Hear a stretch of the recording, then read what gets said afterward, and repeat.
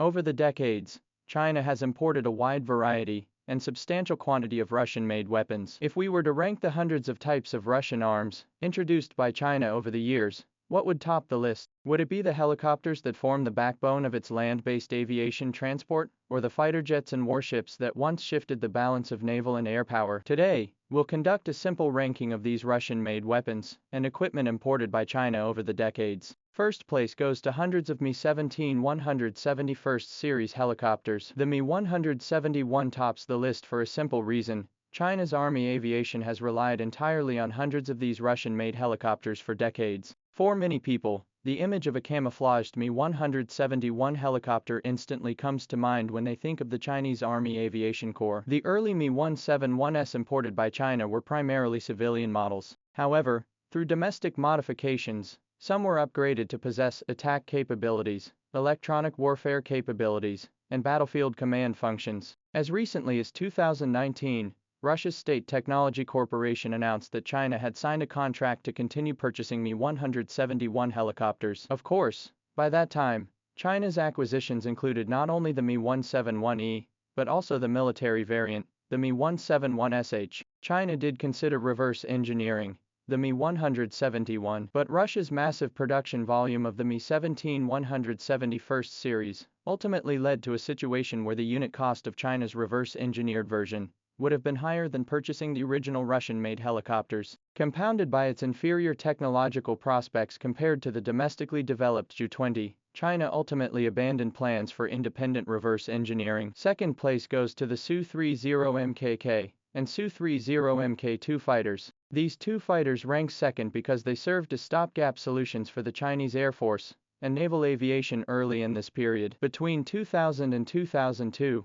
all 76 Su-30 Mkk fighters were delivered. By 2004, all 24 Su-30 Mk2 fighters had been delivered. For the PLAF at the time, the Su-30 Mkk represented China's first fighter capable of medium-range air-to-air combat, and the first with standoff air-to-ground strike capability. The PLA Naval Aviation's Su-30 Mk2, meanwhile, boasted superior overall performance compared to the Su-30 Mkk, featuring enhanced maritime beyond visual range anti-ship capabilities and electronic warfare capabilities. Without exaggeration, during the early 2000s, the 100 Su-30 fighters formed the most reliable and potent air assets in China's naval and air forces. They were the backbone for confronting neighboring nations' mainstay fighters like the F-16, Mirage 2000, F-15J, and Su-30 Mki. Therefore, ranking the Su-30 Mkk and Su-30 Mk2 second is entirely justified. Third place goes to the S-300 air defense missile system. From the early 1990s to the early 2000s,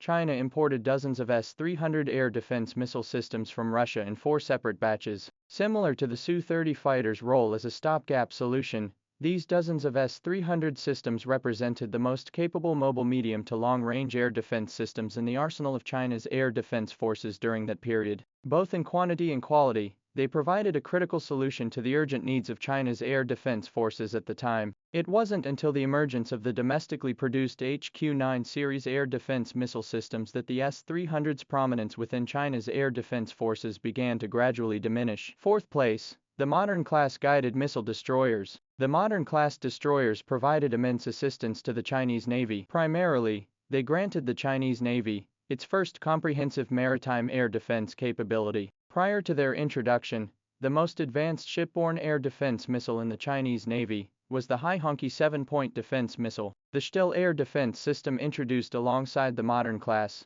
destroyers provided maritime air defense capabilities covering a range of approximately 25 to 40 kilometers. Second, the acquisition of the Modern-class destroyers deepened the Chinese Navy's understanding of the design, construction, and integrated command systems of modern guided missile destroyers. This knowledge later contributed to the development of a series of domestically produced advanced warships. Fifth place, Ilyushin Il-76 Strategic Transport Aircraft. The Ilyushin Il-76 Strategic Transport Aircraft imported by China became the first strategic transport aircraft to enter service with the Chinese Air Force. Prior to the domestic Y-20 strategic transport aircraft entering service, the Il-76 was the sole strategic transport aircraft in the Chinese Air Force's inventory, boasting the highest payload capacity and fastest response time. Without the introduction of this model, China at that time could be said to have had virtually no strategic airlift capability. Beyond transport missions, China developed its first large airborne early warning aircraft,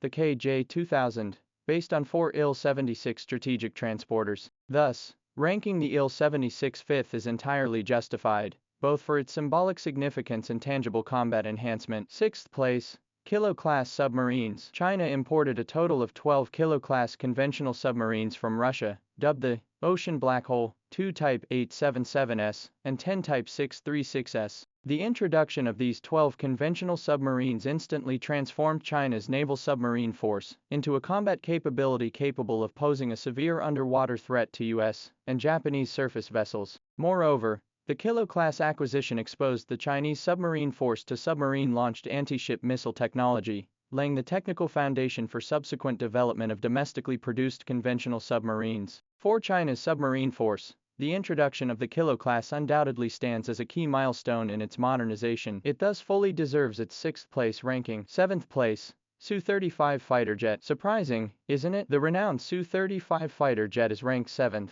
The Su-35 occupies this position because China's acquisition of it was primarily intended as a risk mitigation backup for the J-16 heavy fighter program. Shortly after the delivery of all 24 Su-35s, the domestically developed J-16 fighter quickly matured and entered mass production for troop deployment. In terms of both quality and quantity, the Su-35 has been far surpassed by China's domestically produced advanced fighters. Nevertheless, the Su-35's long range and exceptional super maneuverability still serve a purpose for us. For instance, during maritime and aerial patrols in the East China Sea and South China Sea, the Su-35, renowned for its super maneuverability, frequently appears, even earning the nickname, the dedicated maritime patrol aircraft. Therefore, although the Su-35 fighter's overall technological advancement significantly surpasses that of the second-ranked Su-30MKK and Su-30MK2 fighters, its importance among China's imported Russian weaponry